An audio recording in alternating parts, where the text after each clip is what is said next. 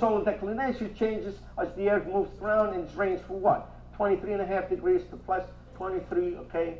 And we define the positive in the northern hemisphere tilted towards the sun. I'll show you a little picture with this, okay? The angle between the ecliptic and the equatorial plane does not change, but when you look at it from the sun at different times of the year, it looks like it's changed, okay? Let's look at it here.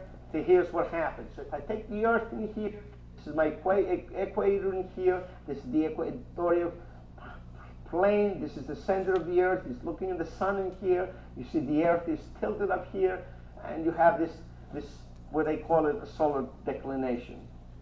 That's what this whole thing means.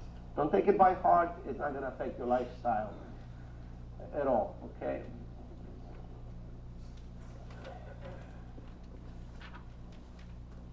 Now, we define some things, we call it solstices, and we have a summer solstice and a winter one.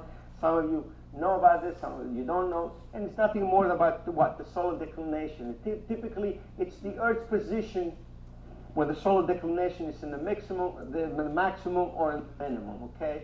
And the summer deals with its 23.5 degrees and occurs around June, and then the days are longer and the nights in the and the northern hemisphere is in the maximum tilt towards the sun. The days are longer, the nights in the northern hemisphere, and all points down south in the Antarctic cycle. The sun is at zenith at that particular point, okay, at that particular latitude, and we call it the tropical Cancer. I'm going to go a little bit fast for that, because just to show you what we have. This is the summer solstice in here. What's the situation on the Earth, and this is the winter one. We have all this data has been compiled in order to be able to get solar information out of it. I want to go a little bit quickly on that. Okay. The equinox, it's the Earth position with the solar declination 0. Nothing. Okay. We have two equinox: the spring one around March time, and the fall one that happens around September. At this particular point, we have what? Equal days and nights, okay? The sun is at zenith at noon on the equator and rises, sets to east and west, respectively, everywhere in the Earth. All this stuff is how do you, to be able to become what? How do you position the arrays, okay?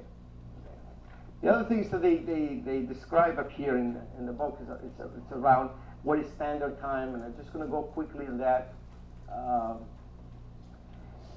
For some reason, because of the fact that when we get information from the solar radiance, it relates also to the time. Okay. Standard time is, again, it's a time scale based in different types of apparent motion of the sun when it crosses what? Standard meridians. Meridians are what? Different time frames, and they're all separated about what? 15 degrees. The reason for that is what? You have 360 degrees, so many, in approximately 24 hours, the rotation up there, and if you divide that, you come out about 15 degrees, okay, of latitude, and each one of them, it's about equivalent to 1 hour of solar time, and so forth, okay?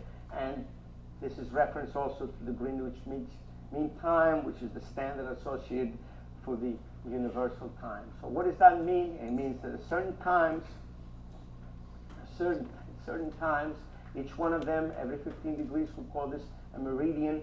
Again, a lot of this information relates to the amount of solar insolation that you get.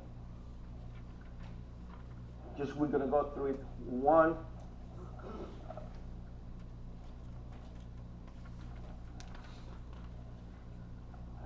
I'm not going to talk a little bit about the equation of time. It's going to confuse you. Here it just varies up here between a few minutes.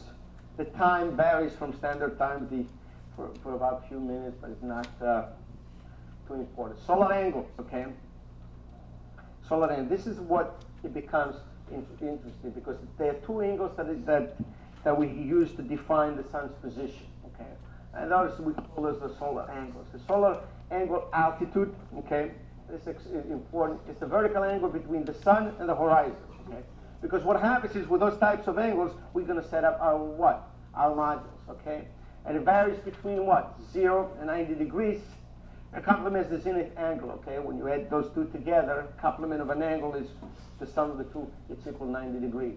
And then we have the azimuth angle, which is the horizontal angle between a reference direction, typically south or north, and the sun.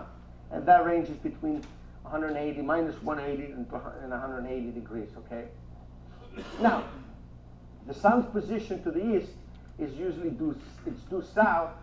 It's presented as a positive azimuth avenue, and to the west as a negative azimuth avenue. Because you see a lot of the data is what? Plus 15 degrees, minus 15 degrees from the latitude. So you're going to see that in some of the reference points, you're going to see numbers associated with them. Unless you define those angles, you will have difficulty understanding the amount of radiation you get into those things.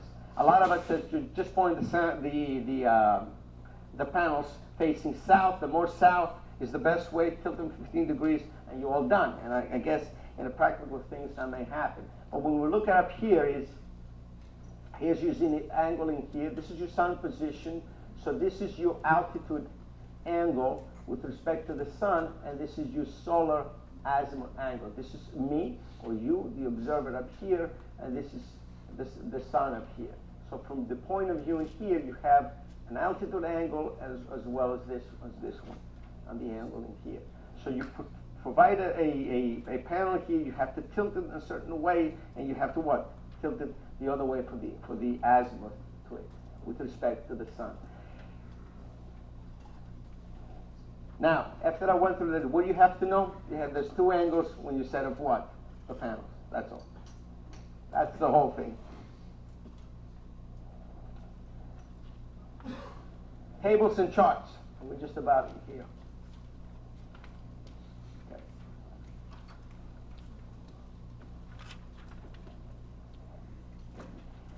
What happens is, if you want to show the sun's path different across the sky at various times of the year, you can actually illustrate that by the utilization of what?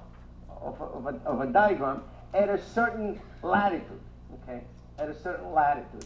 So what happens is, so if you look at the solar altitude and angle versus the sun path at this particular latitude here, you can find the different times of what? Of an hour, and different times of what the actual position is, the path of the sun. And you do that at different types of latitudes. Why is this information is important? Okay, because it gives you the sun's position at different orientations up here. Okay.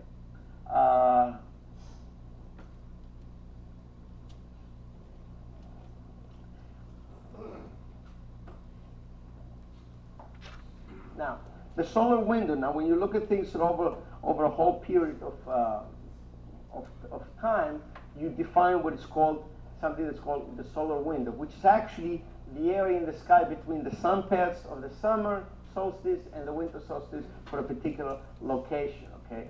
Now, this is extremely important when you're locating and you're orienting your what? Your PV arrays, because this is the part that you want to achieve the what? The maximum what? Performance of the system. So the whole thing is all these sun paths numbers and all this all the charts, they help you develop what's called the solar window, only to be able to come up with the orientation of the PV arrays. So one of the key things is you must define what a solar window is. And when you look at through it, okay, it's the area of the sky, okay, between the two equinoxes that actually contain all the possible locations of the sun, okay, for a particular location that you are. So what you want to do is, when you want to get that information from the databases, so you know now for a particular location throughout the year how much radiation you're going to get at different time of the day, okay, for the whole period of time.